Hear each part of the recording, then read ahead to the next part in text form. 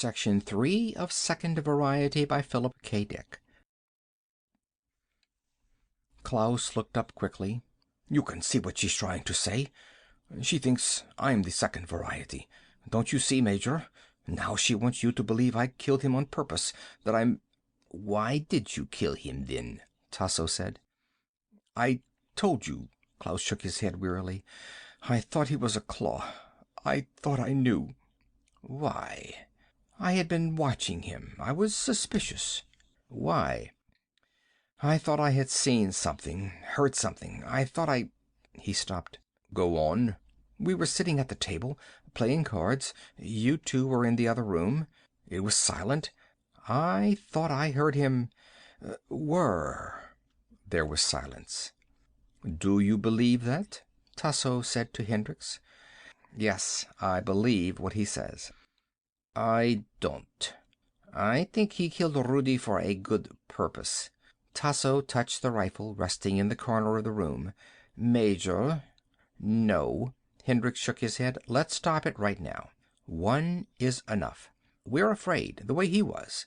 If we kill him, we'll be doing what he did to Rudy. Klaus looked gratefully up at him. Thanks. I was afraid. You understand, don't you? Now she's afraid, the way I was. She wants to kill me. No more killing. Hendricks moved toward the end of the ladder. I'm going above and try the transmitter once more. If I can't get them, we're moving back toward my lines tomorrow morning. Klaus rose quickly. I'll come up with you and give you a hand. The night air was cold. The earth was cooling off. Klaus took a deep breath, filling his lungs. He and Hendricks stepped onto the ground out of the tunnel. Klaus planted his feet wide apart, the rifle up, watching and listening. Hendricks crouched by the tunnel mouth, tuning the small transmitter. Any luck? Klaus asked presently. Not yet. Keep trying. Tell them what happened. Hendricks kept trying, without success. Finally he lowered the antenna. It's useless. They can't hear me, or they hear me and won't answer. Or they don't exist.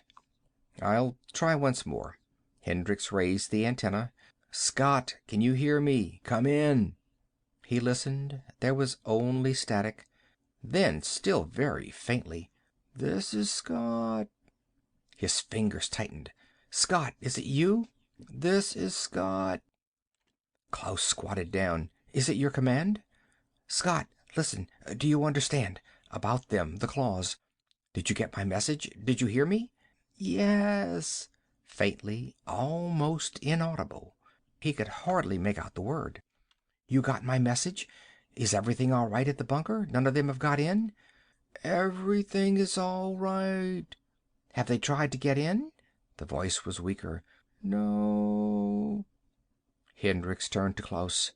They're all right. Have they been attacked? No. Hendricks pressed the phone tighter to his ear. Scott, I can hardly hear you. Have you notified the moon base? Do they know? Are they alerted? No answer. Scott, can you hear me? Silence. Hendricks relaxed, sagging. Faded out. Must be radiation pools. Hendricks and Klaus looked at each other. Neither of them said anything. After a time, Klaus said, Did it sound like any of your men? Could you identify the voice? It was too faint. You couldn't be certain? No. Then it could have been... I don't know. Now I'm not sure. Let's go back down and get the lid closed. They climbed back down the ladder, slowly, into the warm cellar. Klaus bolted the lid behind them. Tasso waited for them, her face expressionless. Any luck? She asked. Neither of them answered. Well, Klaus said at last. What do you think, Major? Was it your officer? Or was it one of them? I don't know. Then we're just where we were before. Hendricks stared down at the floor, his jaw set. We'll have to go, to be sure. Anyhow, we have food here for only a few weeks. We'd have to go up after that in any case. Apparently so. What's wrong? Tasso demanded. Did you get across to your bunker? What's the matter?" "It may have been one of my men," Hendricks said slowly. "Or it may have been one of them. But we'll never know standing here." He examined his watch. "Let's turn in and get some sleep. We want to be up early tomorrow." "Early?" "Our best chance to get through the claws would be early in the morning," Hendricks said. The morning was crisp and clear. Major Hendricks studied the countryside through his field glasses. "See anything?" Klaus said. "No." "Can you make out our bunkers?" "Which way?" "Here." Klaus took the glasses and adjusted them. "I know where to look." He looked a long time, silently. Tasso came to the top of the tunnel and stepped up onto the ground. "Anything?" "No." Klaus passed the glasses back to Hendricks. "They're out of sight. Come on, let's not stay here." The three of them made their way down the side of the ridge, sliding in the soft ash. Across a flat rock a lizard scuttled. They stopped instantly, rigid. "What was that?" Klaus muttered. "A lizard." The lizard ran on, hurrying through the ash. It was exactly the same color as the ash. "Perfect adaptation," Klaus said. "Proves we were right. Lysenko, I mean." They reached the bottom of the ridge and stopped, standing close together, looking around them. "Let's go." Hendricks started off. "It's a good long trip on foot." Klaus fell in beside him. Tasso walked behind, her pistol held alertly. "Major, I've been meaning to ask you something," Klaus said. "How did you run across the David? The one that was tagging you." "I met it along the way, in some ruins." "What did it say?" "Not much. It said it was all alone, by itself." "You couldn't tell it was a machine? It talked like a living person? You never suspected?" "It didn't say much. I noticed nothing unusual." "It's strange. Machines so much like people that you can be fooled. Almost alive. I wonder where it'll end." "They're going to do what you Yanks designed them to do," Tasso said. "You designed them to hunt out life and destroy. Human life, wherever they find it." Hendricks was watching Klaus intently. "Why did you ask me? What's on your mind?" "Nothing," Klaus answered. "Klaus thinks you're the second variety," Tasso said calmly from behind him. "Now he's got his eye on you." Klaus flushed. "Why not? We sent a runner to the Yank lines and he comes back. Maybe he thought he'd find some good game here." Hendricks laughed harshly. "I came from the UN bunkers. There were human beings all around me." "Maybe you saw an opportunity to get into the Soviet lines. Maybe you saw your chance. Maybe you—" "The Soviet lines had already been taken over. Your lines had been invaded before I left my command bunker. Don't forget that." Tasso came up beside him.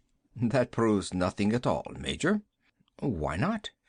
"There appears to be little communication between the varieties. Each is made in a different factory. They don't seem to work together. You might have started for the Soviet lines without knowing anything about the work of the other varieties, or even what the other varieties were like." "How do you know so much about the claws?" Hendricks said. "I've seen them. I've observed them. I observed them take over the Soviet bunkers." "You know quite a lot," Klaus said. "Actually, you saw very little. Strange that you should have been such an acute observer." Tasso laughed. "Do you suspect me now?" "Forget it," Hendricks said. They walked on in silence. "Are we going the whole way on foot?" Tasso said after a while. "I'm not used to walking." She gazed around at the plain of ash, stretching out on all sides of them as far as they could see. "How dreary." "It's like this all the way," Klaus said. "In a way, I wish you had been in your bunker when the attack came."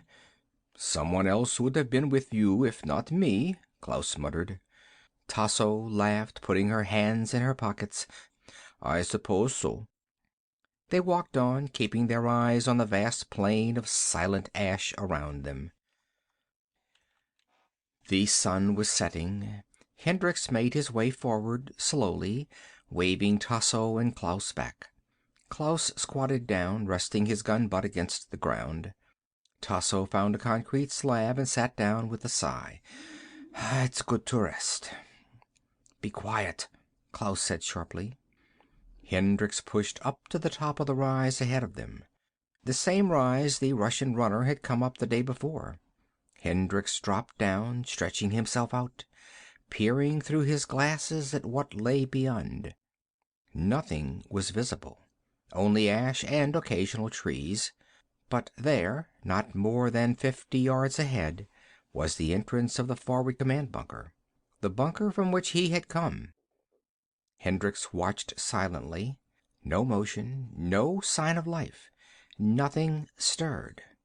Klaus slithered up beside him. Where is it? Down there.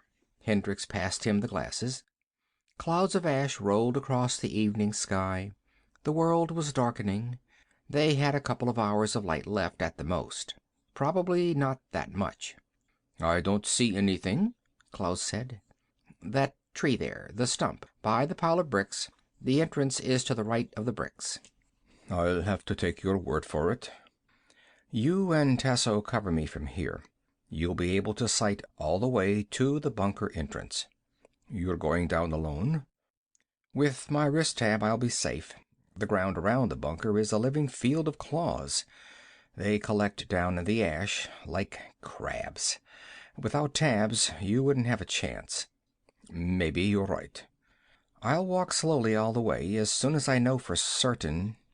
If they're down inside the bunker, you won't be able to get back up here. They go fast. You don't realize. What do you suggest? Klaus considered. I don't know. Get them to come up to the surface, so you can see. Hendricks brought his transmitter from his belt, raising the antenna. Let's get started. Klaus signaled to Tasso. She crawled expertly up the side of the rise to where they were sitting. He's going down alone, Klaus said. We'll cover him from here. As soon as you see him start back, fire past him at once. They come quick. You're not very optimistic, Tasso said. No, I'm not. Hendricks opened the breech of his gun, checking it carefully. Maybe things are all right. You didn't see them. Hundreds of them. All the same, pouring out like ants. I should be able to find out without going down all the way.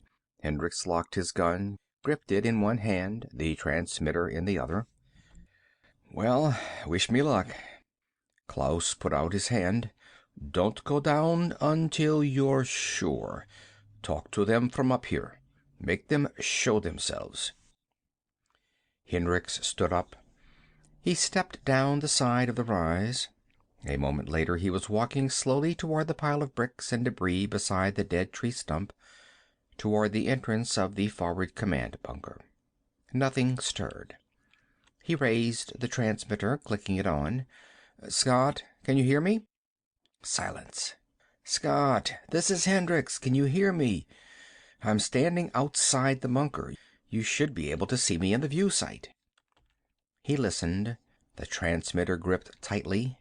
No sound, only static. He walked forward. A claw burrowed out of the ash and raced toward him. It halted a few feet away and then slunk off. A second claw appeared, one of the big ones with feelers. It moved toward him, studied him intently, and then fell in behind him, dogging respectfully after him, a few paces away. A moment later a second big claw joined it. Silently the claws trailed him as he walked slowly toward the bunker. Hendricks stopped, and behind him the claws came to a halt. He was close now, almost to the bunker steps. Scott, can you hear me? I'm standing right above you, outside, on the surface. Are you picking me up? He waited, holding his gun against his side, the transmitter tightly to his ear. Time passed. He strained to hear, but there was only silence. Silence and faint static. Then, distantly, metallically, "This is Scott." The voice was neutral, cold. He could not identify it, but the earphone was minute. "Scott, listen, I'm standing right above you. I'm on the surface looking down into the bunker entrance." "Yes." "Can you see me?" "Yes." "Through the view sight. You have the sight trained on me?" "Yes." Hendricks pondered. A circle of claws waited quietly around him, gray metal bodies on all sides of him. "Is everything all right in the bunker? Nothing unusual has happened?" "Everything is all right." "Will you come up to the surface? I want to see you for a moment." Hendricks took a deep breath. "Come up here. I want to talk to you." "Calm down." "I'm giving you an order." Silence. "Are you coming?" Hendricks listened. There was no response. "I order you to come to the surface." "Calm down." Hendricks set his jaw. "Let me talk to Leone." There was a long pause. He listened to the static. Then a voice came, hard, thin, metallic, the same as the other. "This is Leone." "Hendricks, I'm on the surface, at the bunker entrance. I want one of you to come up here." "Calm down." "Why come down? I'm giving you an order." Silence. Hendricks lowered the transmitter. He looked carefully around him. The entrance was just ahead, almost at his feet. He lowered the antenna and fastened the transmitter to his belt. Carefully, he gripped his gun with both hands. He moved forward, a step at a time. If they could see him, they knew he was starting toward the entrance. He closed his eyes a moment. Then he put his foot on the first step that led downward. Two Davids came up at him, their faces identical and expressionless. He blasted them into particles. More came rushing silently up, a whole pack of them, all exactly the same. Hendricks turned and raced back, away from the bunker, back toward the rise. At the top of the rise, Tasso and Klaus were firing down. The small claws were already streaking up toward them, shining metal spheres going fast, racing frantically through the ash. But he had no time to think about that. He knelt down, aiming at the bunker entrance, gun against his cheek.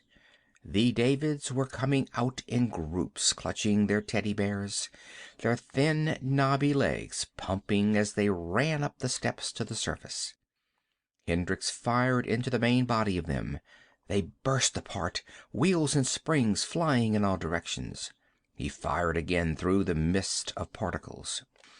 A giant lumbering figure rose up in the bunker entrance, tall and swaying. Hendricks paused, amazed.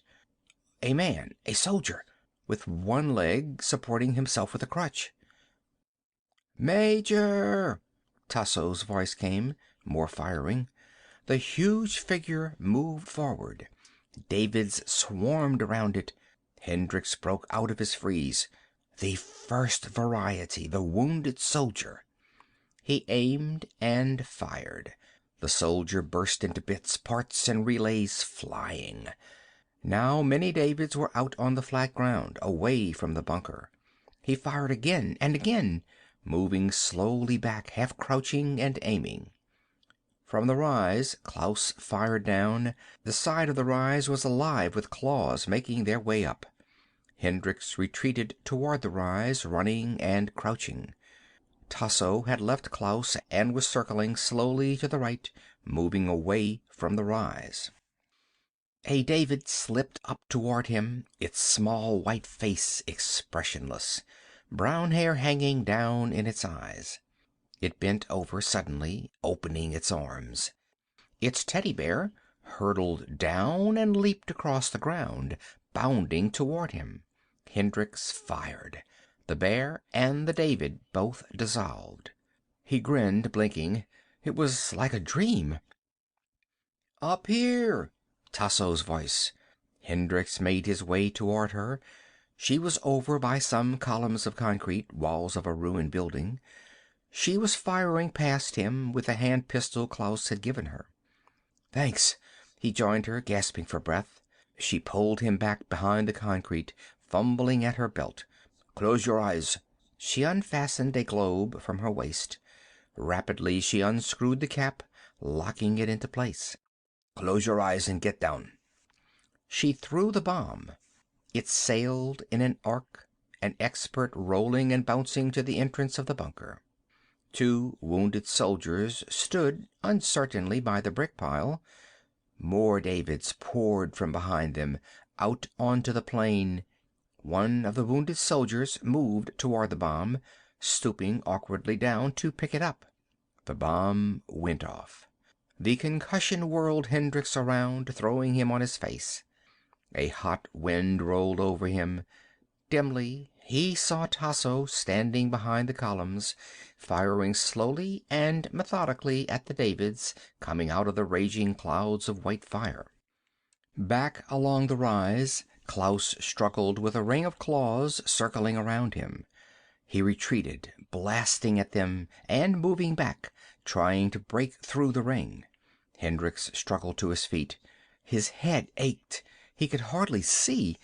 Everything was licking at him, raging and whirling. His right arm would not move. Tasso pulled back toward him. "Come on, let's go." "Klaus, he's still up there." "Come on." Tasso dragged Hendricks back, away from the columns. Hendricks shook his head, trying to clear it.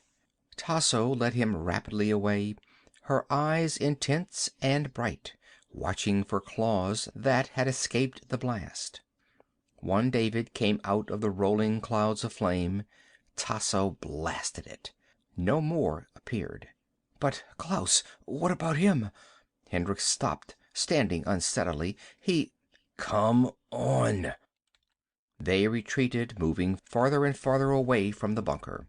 A few small claws followed them for a little while and then gave up, turning back and going off. At last Tasso stopped. "We can stop here and get our breaths." Hendricks sat down on some heaps of debris. He wiped his neck, gasping. We left Klaus back there." Tasso said nothing. She opened her gun, sliding a fresh round of blast cartridges into place. Hendricks stared at her, dazed. "You left him back there on purpose." Tasso snapped the gun together. She studied the heaps of rubble around them, her face expressionless, as if she were watching for something. "What is it?" Hendricks demanded. "What are you looking for? Is something coming?" He shook his head, trying to understand. What was she doing? What was she waiting for? He could see nothing. Ash lay all around them, ash and ruins. Occasional stark tree trunks without leaves or branches. "What—" Tasso cut him off. "Be still." Her eyes narrowed. Suddenly her gun came up. Hendricks turned, following her gaze. Back the way they had come, a figure appeared. The figure walked unsteadily toward them.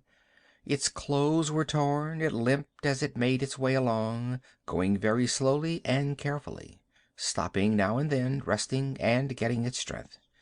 Once it almost fell. It stood for a moment, trying to steady itself. Then it came on. Klaus. Hendricks stood up. "Klaus!"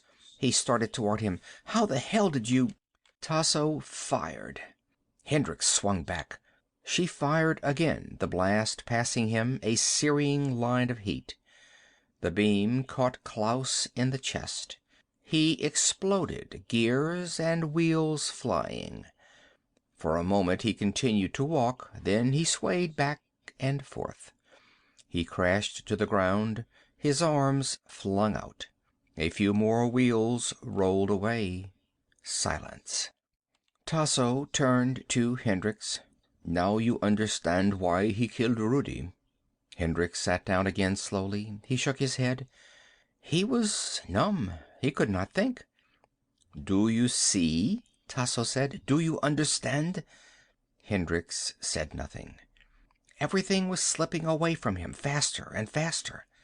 Darkness rolling and plucking at him. He closed his eyes. Hendricks opened his eyes slowly. His body ached all over. He tried to sit up, but needles of pain shot through his arm and shoulder. He gasped. "Don't try to get up," Tasso said. She bent down, putting her cold hand against his forehead. It was night. A few stars glinted above, shining through the drifting clouds of ash. Hendricks lay back, his teeth locked. Tasso watched him impassively. She had built a fire with some wood and weeds. The fire licked feebly, hissing at a metal cup suspended over it. Everything was silent. Unmoving darkness beyond the fire. "So he was the second variety," Hendricks murmured. "I had always thought so." "Why didn't you destroy him sooner?" he wanted to know. "You held me back." Tasso crossed to the fire to look into the metal cup. "Coffee? It'll be ready to drink in a while." She came back and sat down beside him.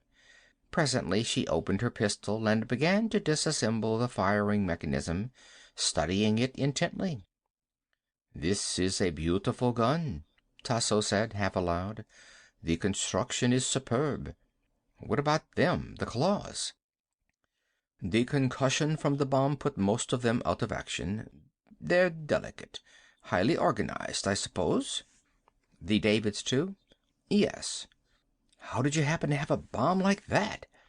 Tasso shrugged. "We designed it. You shouldn't underestimate our technology, Major.